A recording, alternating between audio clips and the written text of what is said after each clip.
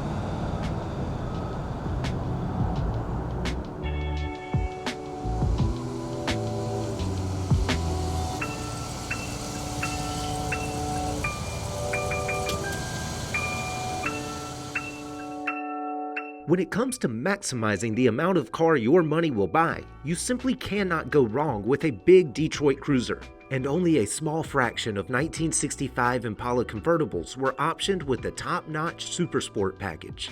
For more information, call, click, or visit rkmotors.com.